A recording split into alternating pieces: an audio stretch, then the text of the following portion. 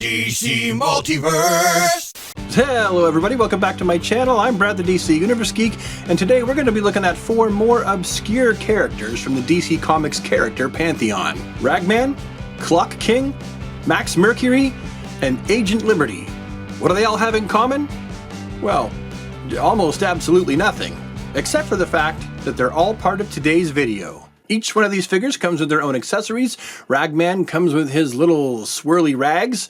Clock King comes with the hour and minute hand of a clock, while Max Mercury comes with his own attachable lightning accessories, and Agent Liberty comes with a plasma shield and some fire that can be clipped onto the inside of his jetpack on his backpack there. All 4 of these figures also come with their own trading card, and being that 3 of these are collector's edition figures, they come with their trading card stands as well. So while I could sit here and stare at this lineup of 4 figures all day, just admiring how brightly colored they are, why don't we look at each one individually, starting with Ragman.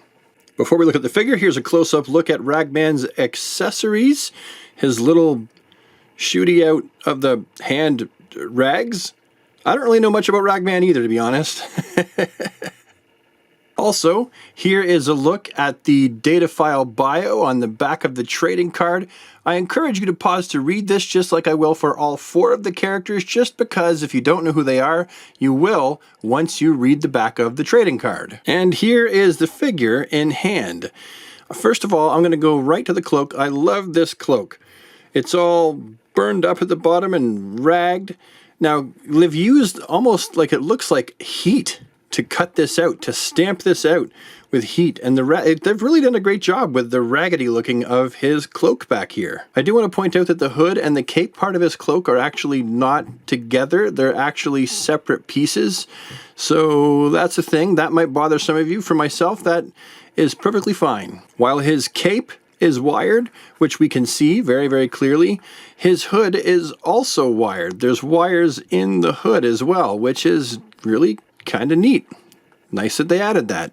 The patchwork rags all over Ragman's suit look really nice. They've been painted really nicely. And there's also a wash over the entire figure. The back does not have the rag patches, but it does at least still maintain the wash. This body has been made on the exact same buck as the Project Superman body, and as so, it will have the exact same articulation as that body, which is not actually too shabby, if I'm being honest. It actually has pretty good articulation. Now, as usual, I want to see more from the upper legs. This could be a lot worse, actually. This one's not too bad. Although, having a thigh cut right here would really, really help. The knees are double jointed. We know exactly what the knees are going to be capable of. He's got the ankles on the shaped rounded hinge with the pivot, as well as the piece of toe articulation in each foot. He's got the sockets, and he's also got the full range of motion up there from the rounded hinge. You can get more than a T-pose if you put both arms up. He's got the bicep swivel, double jointed elbows. He's got the articulation in the wrist, which is more than ample. And he also has articulation up here in his noodle, which, by the way, if we just take a second to look at up close, they've actually done a pretty darn good job on capturing Ragman's facial likeness, or the likeness of his mask anyway. Okay, cool beans. On to the next figure, which will be Clock King.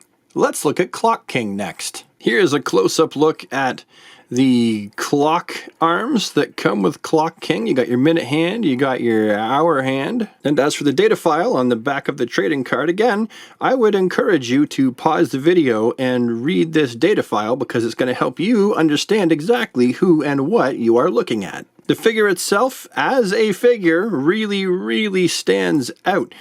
I really like the fact that this guy is going to stand out above all the other villains on my villain shelf, because, I mean, have you ever seen a D-list villain like this before? Probably not. Unless you read old school Green Arrow comics, then you would know that this was one of Green Arrow's villains. He is absolutely doodly covered in clocks. He has how many clocks on him? Clock King has exactly 43 clocks on him total when you count his 2 wristwatches and the face clock and his belt clock. He is absolutely head to toe covered in clock faces. And he has a pretty neat, nifty wired cape as well. It's kind of matte on the inside and shiny, shiny, shiny on the outside. It's a wired cape, and there's quite a bit of it there. There's enough cape there that you can get some pretty interesting cape poses out of this figure. Something that would have been kind of a neat additive would be hands on the clocks on his wristwatches there, but at least they included all of the different details on the face clock and the waist belt clock. I love the color scheme for this guy. I do kind of wish there were clocks on his back as well, though, just to continue that. Not that people spend time looking at his back, but it would have been kind of neat if there was some clocks also painted on the backs of his legs and on his back there. This figure has been largely made on the exact same body buck as Batman and Catman, except for he has newly sculpted belt and gauntlets and head. As for his articulation, well, it's going to be the same as Batman and Catman's. He's got all the articulation points that you'd expect in all the right places. A very highly posable figure, bicep swivels, hinges down here in the wrists. He's got some of this motion going on, not too much as we know. McFarlane style groin, lots of movement there. Double jointed knees. He's got the shaped ankle there, pivot. He's got the toe articulation. Yeah, I mean, he is what we would expect from a McFarlane DC Multiverse figure as far as articulation goes. Next, why don't we move on to Max Mercury, a character with whom fans of the Flash family will likely be acquainted with. Here is the data file on the back of Max Mercury's trading card. I would encourage you to read that as well, just like I have with the previous 2 before I take it away. And this is a figure that I was really excited for. I mean, it's a really simple figure for them to do. There's not a lot of newly sculpted anything. I believe that the gauntlets here, the gloves, and clearly the neck piece here and the head are newly sculpted, and everything else is just a reuse of that Blue Beetle Booster Gold body buck. But he's just such a fun character, and he fills out the Flash family, and he looks completely different to the rest of his, you know, Flash Speed Force using compadres. Dark blue boots, light blue pants, dark blue trunks, got a white huge collar shirt. Facial sculpt looks pretty good. Paint applications on mine look pretty awesome also. No complaints, only positive things to say so far about this Max Mercury. You'll find that he has ample articulation to get him into a good running pose, so no complaints about the articulation. I'm going to skip it just because, I mean, we've seen these articulation points over and over and over again. We know what they can and cannot do.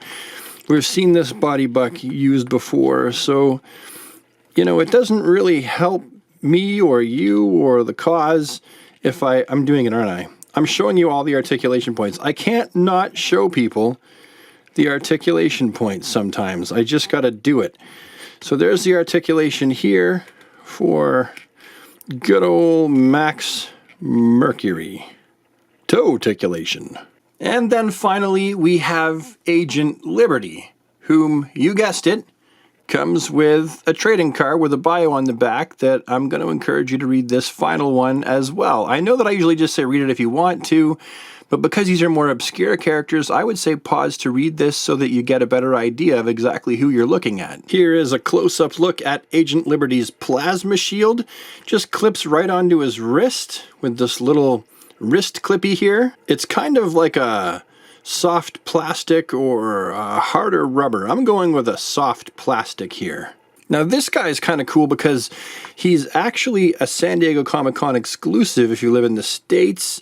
But he also showed up in Canada in the CMD store because things that show up in the States that are exclusive in the States aren't always exclusive here in Canada. And there's actually a Platinum Edition version of this guy where the black has been replaced with white Although I'm going to be honest, I feel like the black and yellow looks cooler than the white and yellow. So that's why I opted to get my hands on this one and not the Platinum Edition. He's got a utility belt. He's got his jetpack right here, his jetpack rocket that you can actually, like I mentioned before, you can put the fire up on the inside like that. I really like this body buck, and I don't mind that they keep using it. This is like your basic male body buck for this line, and I'm okay with the constant reuse of it. Here is his head sculpt up close and personal.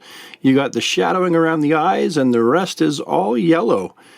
But I think they did a good job. It's almost like a yellow Batman mask, only without the ears. And I'm just gonna skip the articulation entirely for this one because, you know, I said I would with the last one and didn't, and we all know what the articulation is like with these guys, so I'm just going to skip it with this one and go right to my final thoughts. I think all four of these figures are grand. I really, really like them. I love the fact we're getting these deep cuts. It helps us to fill out our ranks and have something a little bit different to look at.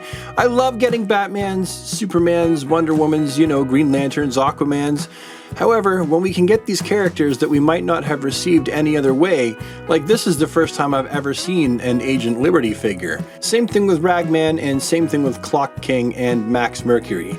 I know we got a previous DC Direct Max Mercury, but the current one is definitely a major, major upgrade. Anyway, those are my thoughts and opinions, and I will see you with the next video. Have a super awesome DC day, everybody, and take care. Bye for now.